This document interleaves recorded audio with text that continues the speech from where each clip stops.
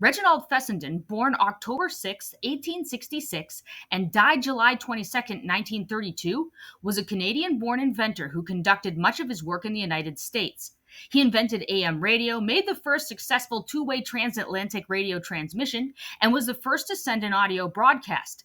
Fessenden became fascinated with technology at the age of 10 when he accompanied his uncle to see Alexander Graham Bell demonstrate a telephone in his lab in Ontario.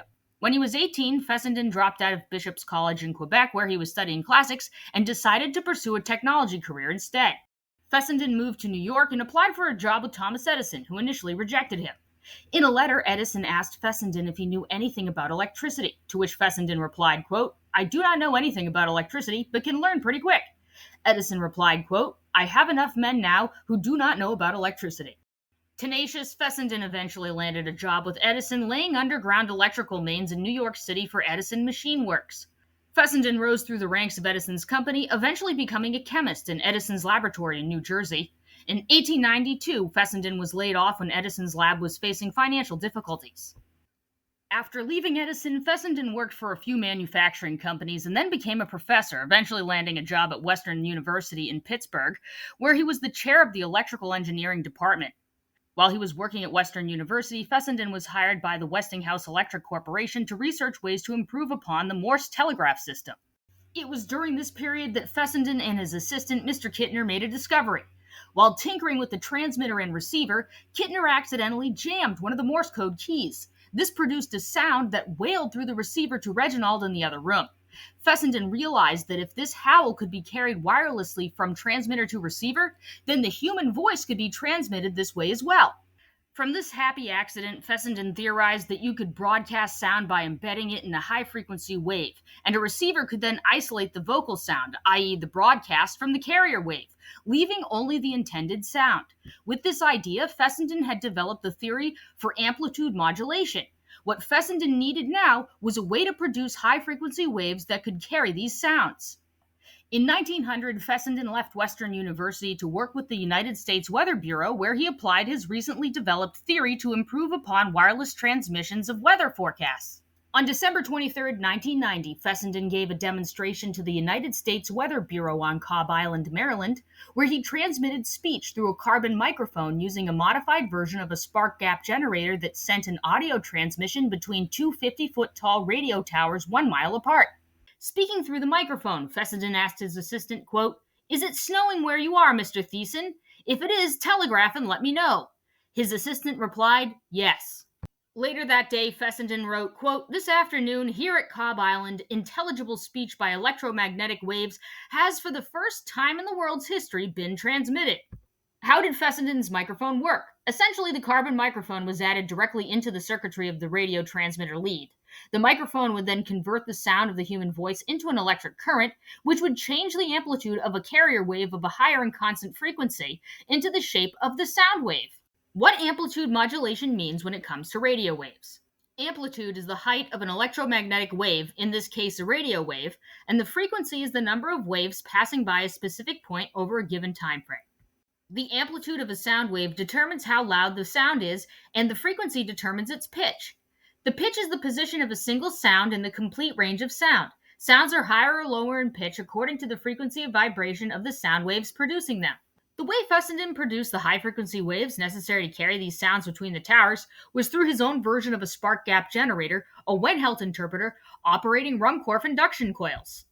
What are induction coils? An induction coil consists of two coils, a primary and secondary coil of insulated wire wound around a common iron core, which functions like a battery to create a magnetic field.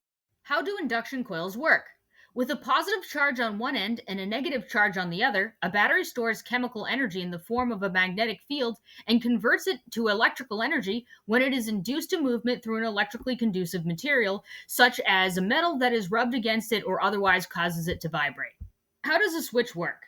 An electric switch, like a light switch, is a binary device that interrupts the electron flow in a circuit.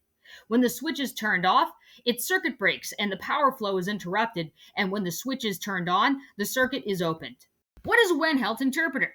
Invented in 1899 by German physicist Arthur Wenhelt, a Wenhelt interpreter is a device that consists of electrodes, the glass tubes with little platinum wires at the bottom of them in the diagram, which are immersed in an electrolyte solution such as dilute sulfuric acid. An electrolyte is an electrically charged medium, in this case a solution liquid, that contains ions. Ions are atoms with a negative electrical charge. So basically, the Wenhelt interpreter breaks up the electrical current provided by the induction coils with bubbles of hydrogen that create a magnetic flux, which increases the electrical charge and then sends it off to the second induction coil. Essentially, Fessenden figured out that if the interrupter created a continuous stream of sparks that operated at a higher frequency than that of the human voice, it could transmit speech, but with a lot of static. That's how he was able to transmit speech between two radio towers in 1900. However, despite his achievement, the cantankerous inventor who had a penchant for wearing capes and smoking cigars resigned from the Weather Bureau in 1902 after a dispute over patent rights. Riding the wave of success from his Weather Bureau experiments, Fessenden convinced two Pittsburgh-based investors to start a company to support his radio experiments called the National Electric Signaling Company, NESCO. The goal of NESCO was to produce wireless phones, not radios. As his research progressed, Fessenden decided not to pursue Marconi's spark gap path, but to take up where Nikola Tesla left off. In the 1890s, Tesla attempted to use high-frequency alternators to transmit continuous waves. Fessenden thought continuous waves were the key to radio transmission. Inspired by the ripple of water when he tossed a stone in the lake, Fessenden came up with the theory that sound transmits in continuous waves. Marconi's coherer was limited to receiving dots and dashes because the tapper, which shook up the filings and restored its sensitivity, prevented continuous reception. Fessenden sought a detector which would follow the undulations of the voice. Fessenden developed the heterodyne radio receivers when looking for a better alternative to a coherer which could not transmit continuous waves. The word heterodyne comes from the Greek hetero, meaning difference, and dyne, meaning force. Heterodyne receivers work through the joint operation of two alternating currents, one wave coming from the transmitting station, the other from the receiving station. The two waves combine, and the difference is released as a beat note, which is the sound of the voice. So what does heterodyning have to do with amplitude modulation? Essentially, Fessenden added a carbon microphone to a radio transmitter. The microphone would then convert the sound into an electrical current, which would change the amplitude of a carrier wave of higher and constant frequency into the shape of a sound wave. Fessenden's company set up an experimental station in Brant Rock, Massachusetts. It's in Plymouth County near the Cape. On January 10, 1906, Fessenden sent the first two-way wireless telegraph message across the Atlantic from Brant Rock to Scotland. Marconi's transatlantic radio transmission was only one way. Then, about 11 months later, on Christmas Eve in 1906, Fessenden transmitted the first radio broadcast from Brant Rock to a ship in the Atlantic owned by the United Fruit Company. Fessenden began his broadcast with a recording of Handel's Largo, then played O Holy Night on the violin and read a passage from the Bible. Here's a snippet of the actual broadcast. Good evening.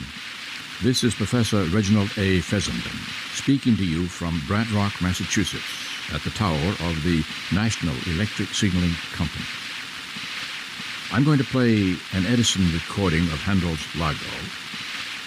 Next, I will play O Holy Night on the violin, followed by a short passage from the Bible.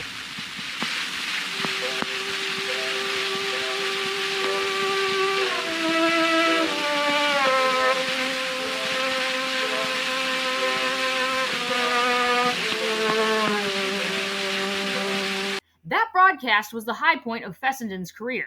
Following the Brant Rock tests, NESCO approached telephone executives at American Telephone and Telegraph, Western Union, and Postal. At first, the executives were interested, but eventually they balked at the idea. In 1907, the patent attorney for American Telephone and Telegraph, Thomas Lockwood, wrote a letter to Theodore Vail, the company's president, saying that Fessenden's invention, quote, cannot and will not reach any practical realization within the terms of years yet remaining to his fundamental patents. Negotiations officially fell through after Vail, the president of American Telephone and Telegraph, sent a letter to an English investment house worried about the devaluation of their telephone stock by the wireless telephone. Quote, as to the wireless, I can only refer you to the success of the wireless telegraph and the negligible inroad made by it upon the general telegraphic situation as compared with the promises and prophecies. The difficulties of the wireless telegraph are as nothing compared with the difficulties in the way of the wireless telephone. Then, 5 years later, in 1911, Nesco went bankrupt. If you found that interesting, don't forget to like, follow, and subscribe. It really helps support my work.